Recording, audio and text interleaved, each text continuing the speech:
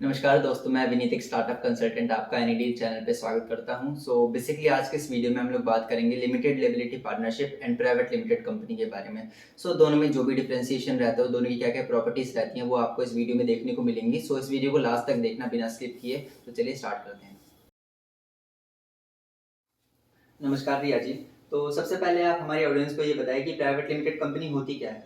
देखिए, जो लोग होते हैं ना प्राइवेट लिमिटेड बोलते हैं, वो प्राइवेट लिमिटेड को कंपनी भी बोलते हैं कि हमें कंपनी रजिस्टर करवानी है, बट वो होती प्राइवेट लिमिटेड है जो कंपनीज एक्ट 2013 में इनकॉर्पोरेट होती है। इसमें क्या होता है कि 2 लोग चाहिए होते हैं कम से कम, जो एज अ डायरेक्टर होते हैं कंपनी में। ठीक है। एंड एलएलपी भी क्या प्राइवेट लिमिटेड कंपनी की तरह ही होती है? एल ये तो नहीं कह सकते कि आप एलएलपी और प्राइवेट लिमिटेड सेम होती है, क्योंकि जो एलएलपी की फुल फॉर्म होती है वो होती है लिमिटेड लायबिलिटी पार्टनरशिप। इसमें क्या होता है कि कुछ फीचर्स जो होते हैं वो प्राइवेट लिमिटेड के इंक्लूड होते हैं और कुछ होते हैं पार्टनरशिप के। इसमें क्या रहता है कि इन दोनों के ही फीचर्स को मिक्स करके एक न्यू इनकॉर्पोरेट किया था, जिसे बोलते हैं एलएलपी एक्ट 2008। इसमें ये इनकॉर्पोरेट होती है। इसमें भी प्राइवेट लिमिटेड की तरह ही 2 डायरेक्टर की जरूरत होती है, बट इसमें वो डायरेक्टर नहीं होते, वो पार्टनर्स कहलाते हैं।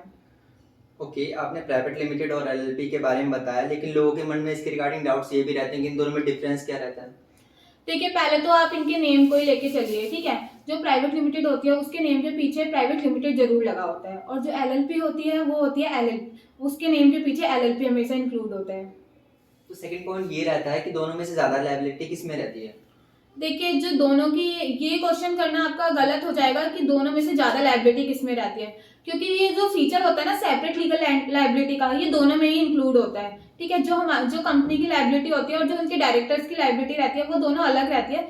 जितना डायरेक्टर की शेयर होल्डिंग रहती है या जितना एलएलपी में कंट्रीब्यूशन होता है, उतना ही वो लेके आ सकते हैं। उसके अलावा आप उन्हें पर्सनली जाके ये नहीं कह सकते कि हमारी कंपनी में और फंड की जरूरत है तो आप ये भी लेकर आओ।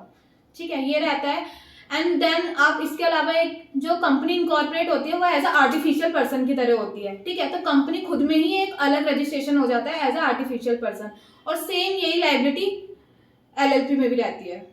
क्या और एलएलपी में आफ्टर इनकॉर्पोरेशन किसी भी टाइप के चेंजेस पॉसिबल रहते हैं?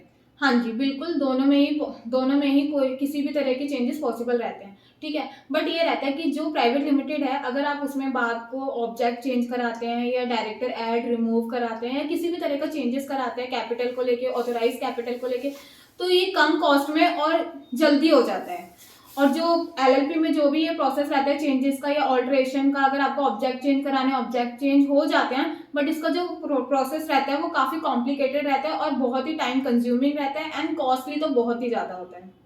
ओके, कि मतलब ये फिर ये प्राइवेट लिमिटेड और ये एलएलपी में से दोनों में से ज्यादा ट्रस्ट फैक्टर पब्लिक के बीच में कौन जनरेट करता है सबसे ज्यादा? ट्रस्ट फैक्टर तो ऐसी कोई बात नहीं है कि आप ये कहें कि ट्रस्ट फैक्टर एलएलपी में ज्यादा है या प्राइवेट लिमिटेड में कम है, प्राइवेट लिमिटेड में ज्यादा है या एलएलपी में कम है। देखिए, दोनों ही एमसीए से अप्रूव होती हैं, सबसे पहली बात तो ये। ठीक है।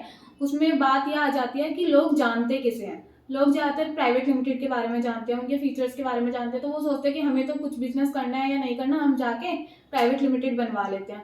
बट ऐसा गलत है। अगर आप बिजनेस कर रहे हो तो सबसे पहले एनालाइज करो, देखो कि आपके बिजनेस में क्या कॉस्ट है, किस चीज़ का मतलब कितना स्कोप है, क्या हमें करना चाहिए, हमारा बिजनेस कैसे लॉन्ग टर्म करेगा, उसी के हिसाब से आपको चूज करना चाहिए कि आपको एलएलपी बनवानी है या प्राइवेट। और डॉक्यूमेंटेशन की बात रहती है तो डॉक्यूमेंटेशन दोनों में ही सेम रहते हैं, वही दोनों डायरेक्टर, अगर आपके 2 डायरेक्टर्स होते हैं या एलएलपी में 2 जो पार्टनर्स होते हैं, उनकी केवाईसी डॉक्यूमेंट लगते हैं, Aadhaar card, PAN card, contact number, email ID, और कोई भी एक रेजिडेंशियल प्रूफ लगता है, और आपको इलेक्ट्रिसिटी बिल लगता है। ओके, इन दोनों कंपनियों को बनने में कितना टाइम लगता है और इन दोनों की कंप्लायंसेस में क्या डिफरेंस है? देखिए, टाइम की बात करूँ, दोनों ही कंपनी 7 से 10 दिन में इनकॉर्पोरेट हो जाती है। ठीक है। और बाकी जो इसमें आता है आपके कंप्लायंस प्राइवेट लिमिटेड में ज़्यादा रहते हैं और एलएलपी में कम रहते हैं, क्योंकि प्राइवेट लिमिटेड में ऑडिट वगैरह की भी रिक्वायरमेंट आ जाती है। बट एलएलपी में अगर आपके टर्नओवर 40 लाख से कम है तो उस केस में आपको ऑडिट करवाने की जरूरत नहीं होती है।